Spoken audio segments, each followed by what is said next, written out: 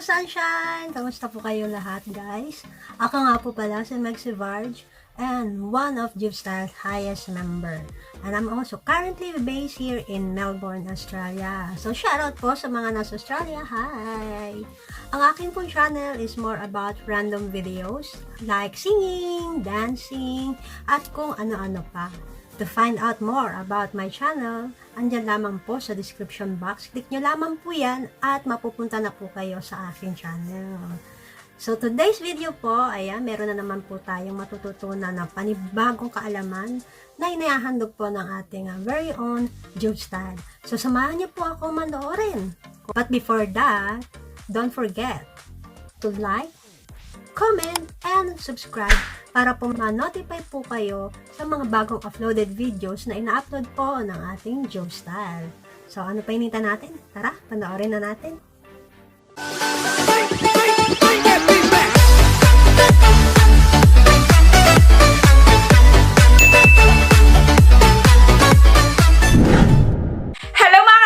Welcome back to another tutorial video. So for today's video po, ang ituturo ko naman po sa inyo ay kung paano i-enhance ang mga picture na super labo na.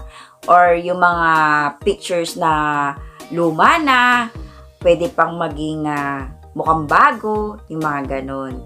Or yung mga naka-blur yung mga pictures, may pag-asa pa bang luminaw yung mga malalabong picture. Hindi katulad ng mga malalabong relasyon. Mukhang wala ng pag-asang luminaw pa.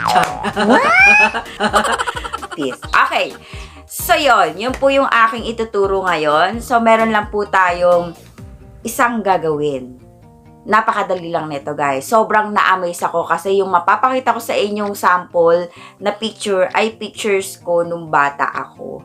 Kaya super labo na yun. Makikita nyo yan mamaya. Sobrang napawawa ko sa resulta. Kaya ito na i-share ko sa inyo. Para pag meron kayong mga pictures na gusto nyong ayusin, yung mga blurry, or kaya yung mga luma nyong litrato na super blurry, ayan, maaayos nyo pa. So, ang gagawin nyo lang ay siyempre, mag-subscribe muna kayo. Kung hindi pa po kayo nakasubscribe na muna kayo and isama nyo na rin po ang bell button para lagi updated sa aking mga bagong video na ina-upload ko na katulad nito. Okay, so maraming salamat po. Mag-start na po tayo. Okay, so first step, punta po kayo sa Google Play Store ninyo at i-download nyo itong app na ito. Itong photo enhancer na ito. So, ito po yung itsura niya. Tandaan nyo po yung logo. Yan po ang i-download nyo. Okay, kapag na-download nyo na, mag-start na po tayo. Okay, pag na-download nyo na, punta na po tayo sa photo enhancer and select photo. Pindutin nyo po yung select photo at ma-open na po ang inyong gallery. So, pumili na po kayo ng pictures na gusto nyong ayusin. So, for example, ito. Ito ay picture ko. Picture namin ng aking kapatid. So, ako yung maliit. So, ito yung ate ko. Ayan. So, pindutin nyo na yung enhance photo. And then, nagpe-preparing na yan ng ads. So, may lalabas na ads yan. And hintayin nyo lang matapos yung ad na lalabas dyan. Kasi in-skip ko na lang yun, kinat ko na lang. And then after nyan, click nyo na yung check. At eto na. So, ito yung before. And then, ito yung after. Ayan. O, diba? O, diba? Hindi na blur yung aming picture dito ng ate ko. O, diba? Ang linaw niya. So, ito yung before. Ayan. Diba? Ang labo. And then, ito yung after.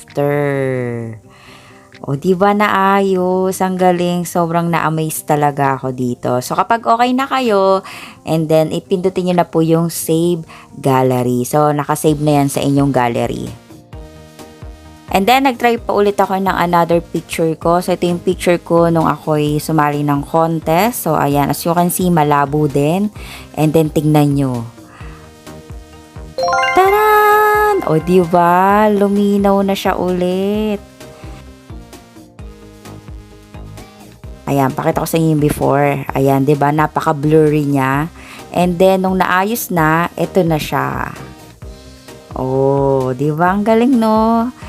Kaya yung mga lumang picture natin na super labo, ayan, may pag-asa pang maayos. So, ito yung mga before and after.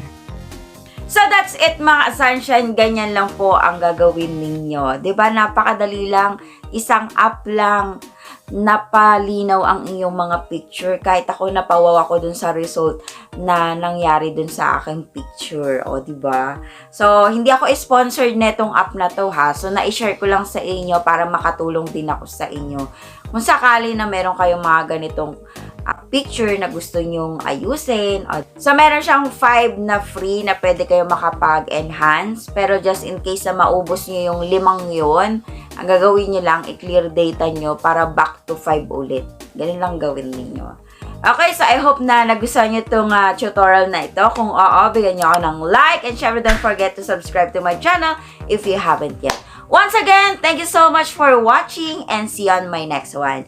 Bye-bye, guys!